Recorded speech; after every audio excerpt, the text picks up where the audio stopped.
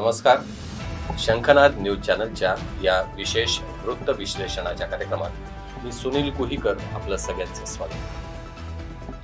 लोकसभेची निवडणूक संपूर्ण देशात सुरू आहे. पुढच्या काही दिवसातच या निवडणुकीचे निकाल लागणार आहेत आणि अशा वेळेला यंदाच्या लोकसभा निवडणुकीत जे म्हणून मुद्दे संपूर्ण देशाच्या राजकारणात गाजले त्याची एकवार चर्चा जर झाली, त्या सगळ्या मुद्द्यांवर एक नजर जर टाकली, आपल्याला असं लक्षात येईल की एकूणच देशाच्या जातीय राजकारणाची, धार्मिक राजकारणाची एक जी पार्श्वभूमी आपल्याला बघायला मिळाली, त्या मुद्द्यावर जर आपण विचार केला तर आपल्याला असं लक्षात येईल की प्रामुख्याने ओबीसींचं राजकारण, मुस्लिम आरक्षण हा मुद्दा आणि भारतीय राज्यघटनेवर ही घटना बदलण्याचा प्रयत्न काही लोक करतायत, अशा प्रकारचा एक आरोप या निवडणुकीच्या प्रचाराच्या दरम्यान झाला. आणि त्यातला एक सगळ्यात महत्त्वाचा मुद्दा जर आपण लक्षात घेतला तर तो आहे ओबीसीचं राजकारण. मुळात आपल्याला सगळ्यांना कल्पना असेल की पूर्वापार परंपरेने जर आपण बघत आलो तर एकूण आपल्या देशामध्ये जी जातीची किंवा सामाजिक रचना आहे त्याच्यामध्ये अगदी रामायण महाभारताच्या काळापासून जर आपण बघायला गेलो तर आपल्याला असं लक्षात येईल की साधारणतः रामायणाच्या काळामध्ये एक ब्राह्मण आणि क्षत्रिय अशा दोन समाजांचं वर्चस्व समाजात होतं. दुसऱ्या परिभाषेत जर बोलायचं झालं तर मसल पॉवर आणि बुद्धीची पॉवर या दोन गोष्टींच्या भरोशावर समाजामध्ये नेतृत्व करायचं किंवा वर्चस्व गाजवायचं, या अर्थाने या दोन पॉवरचा त्यावेळेला एक प्रभुत्व या दोन पॉवरचं होतं. हळूहळू काळ बदलत गेला. नंतर मग महाभारताच्या काळात जर आपण बघितलं तर या दोन पॉवरमध्ये तिसरी एक शक्ती जी जोडली गेली ती आहे धनशक्ती. बुद्धीची पॉवर, त्याच्यानंतर मसल पॉवर आणि सोबत आर्थिक सुबत्ता, आर्थिक ताकद असा एक वर्ग जो आहे तो समाजामध्ये निर्माण झाला. कालांतराने त्यात अजून एक वर्ग नंतरच्या काळात ऍड झाला आणि मग चातुर्वर्ण्याची एक सिस्टीम जी आहे ती समाजामध्ये रूढ झाली. इंग्रजांनी या चातुर्वर्ण्याच्या सिस्टीम मध्ये सतत व्यवस्थितपणे त्याच्यात फूट पडत राहील आणि त्यांना या देशावर राज्य करता येईल या दृष्टीने सतत त्यांचे मनसुबे, त्यांचं राजकारण त्या दृष्टीने काम करत राहिलं.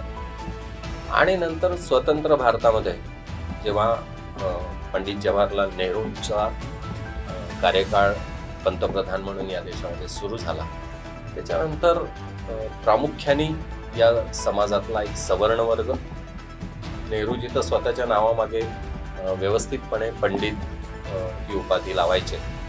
ही बिरुदावली त्यांनी व्यवस्थितपणे स्वतःच्या नावाभोवती लावून घेतलेली होती.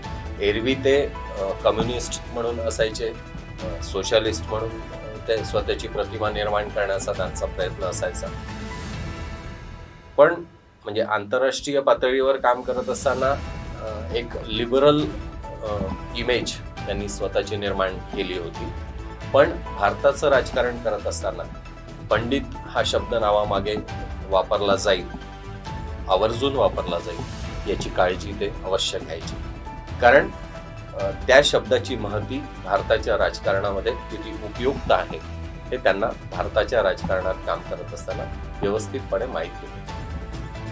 तर सांगायचा मुद्दा असा की काँग्रेसच्या सुरुवातीच्या काळात पंडित नेहरूंच्या नेतृत्वात जे राजकारण झालं स्वातंत्र्याच्या सुरुवातीच्या काळामध्ये, त्यात प्रामुख्याने या समाजातला एक सवर्ण वर्ग आणि जो पाकिस्तानात जायचा राहून गेला असा मुस्लिम आणि मग भारतातला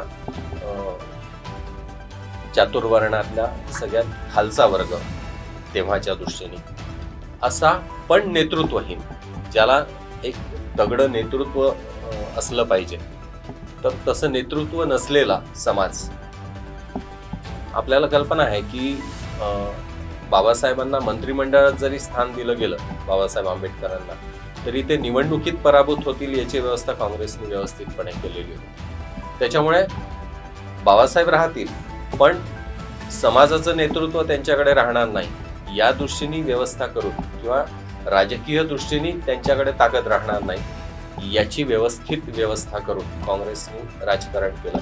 मुस्लिम आणि दलित समाज यांचा केवळ आणि केवळ व्होट बँक म्हणून वापर करत काँग्रेसचं राजकारण नेहरूंच्या काळापासून सुरू झालं आणि कालांतराने काळ जरी बदलत गेला तरी काँग्रेसची धोरणं मात्र तशीच राहिली. व्होट बँकच्या दृष्टीने काँग्रेसचं जे राजकारण आहे ते मुस्लिम व्होट बँक आणि दलित व्होट बँक या भरोश्यावर राजकारण, आणि सत्ता मात्र सवर्णांच्या हातात, अशा पद्धतीने काँग्रेस राजकारण करत राहिली आणि त्यात बरीच वर्ष काँग्रेसला यश पण मिळत राहिलं. पण हळूहळू काळ बदलत गेला आणि मग काँग्रेसचं राजकारण ज्यांच्या भरोश्यावर चाललेलं होतं त्या वर्गावर, त्या व्होट बँकवर नजर असलेली किंवा हात टाकणारी माणसं राजकारणामध्ये तयार झाली. म्हणजे अगदी उदाहरण सांगायचं झालं तर बिहार आणि उत्तर प्रदेश या दोन राज्यांमध्ये लालू प्रसाद यादवांनी, मुलायम सिंगांनी, अगदी मायावतींनी या वेगवेगळ्या नेत्यांनी काँग्रेसच्या व्होट बँकला, काँग्रेसच्या राजकारणाला धक्का देण्याचा प्रयत्न केला आणि नुसता प्रयत्न केला नाही तर त्याच्यामध्ये बऱ्यापैकी यश सुद्धा या नेत्यांना मिळालं. म्हणजे आपण बघा की लालू प्रसाद यादवांनी संपूर्ण यादव समाजावर राजकारणाच्या दृष्टीने किंवा मतदानाच्या दृष्टीने, मतांच्या संख्येच्या दृष्टीने जर विचार केला तर यादवांची मतं पूर्णपणे खेचून आणण्याचा प्रयत्न, यशस्वी प्रयत्न लालू प्रसाद यादवांनी केला. मुस्लिम व्होट बँक आपल्याकडे आकृष्ट करण्याचं यशस्वी राजकारण मुलायम सिंग यादवांनी केलं आणि दलित समाज थेट मुद्द्यावर हात घालून, मुद्द्याला हात घालून दलित समाजाची मतं आपल्याकडे कशी येतील आणि त्याच्या भरोश्यावर आपलं राजकारण कसं चालू शकेल याचा यशस्वी प्रयोग राजकारणातला जो आहे तो मायावतींनी केला. तर काँग्रेसच्या एकूणच एका मोठ्या व्होट बँकला हात घालण्याचा प्रयत्न ठिकठिकाणी झाला, पण ही तर मोठी उदाहरणं आहे, पण असे प्रयोग बऱ्याच ठिकाणी झाले आणि त्याचा स्वाभाविकपणे एक निगेटिव्ह इफेक्ट जो आहे तो काँग्रेसला सहन करावा लागला. एक सेटबॅक जो आहे तो काँग्रेसला मतदानाच्या स्वरूपात सहन करावा लागला. स्वाभाविकपणे याचे पडसाद देशभरात उमटले आणि देशभरातच काँग्रेसच्या या परंपरागत व्होट बँकला कुठेतरी धक्का बसला आणि काँग्रेसचं राजकारण जे आहे ते हळूहळू अतिशय क्लिष्ट असं होत गेलं आणि स्वाभाविकपणे त्याचा एक परिणाम सत्ता हातातून जाण्यात काँग्रेसच्या संदर्भात घडून आला. आपल्या देशातल्या एकूणच वेगवेगळ्या जातींच्या समीकरणांचा जर विचार केला तर आपल्या असं लक्षात येईल की जवळपास 52% समाज ओबीसी, 21% समाज एससी आणि 9% आदिवासी, हा जवळपास 80% लोकसंख्या जी आहे या देशातली ती एससी, एसटी आणि ओबीसी या घटकांनी मिळून बनलेली आहे.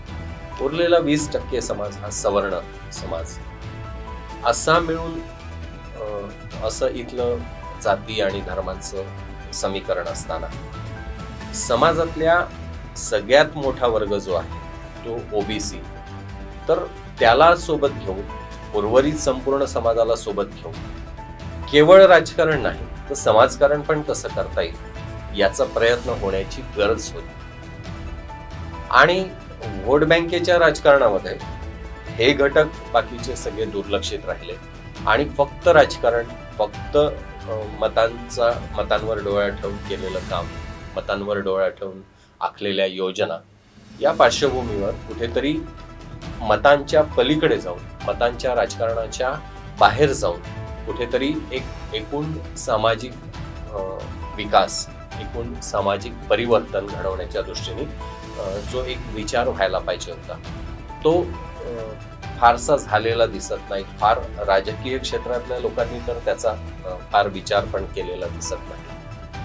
राष्ट्रीय स्वयंसेवक संघाच्या दृष्टीने जर आपण विचार केला तर असं लक्षात येईल की साधारणपणे 1972 मध्ये ठाण्याला जी एक चिंतन बैठक संघाची झाली, त्या बैठकीमध्ये तत्कालीन सरसंघचालक गोळवलकर गुरुजींनी एक भूमिका सगळ्या स्वयंसेवकांच्या समोर मांडली आणि ती भूमिका अशी होती की संघाचं काम जे आहे ते काही जाती धर्माच्या आधारावर नाही, त्याच्या पलीकडे जाऊन संघ काम करतो, पण कुठेतरी एक सर्वसमावेशकता या कामामध्ये जर यायची असेल, हे काम गावागावापर्यंत जर पोहोचायचं असेल, समाजातल्या सगळ्या वर्गांपर्यंत, सगळ्या जाती पोटजातींपर्यंत जर पोहोचायचं असेल तर त्या सगळ्या घटकांचा म्हणजे सगळ्या जातींचा, सगळ्या पोटजातींचा, ग्रामीण भागाचा, अशा सगळ्या लोकांचा शोध घेत त्या लोकांपर्यंत पोहोचणे,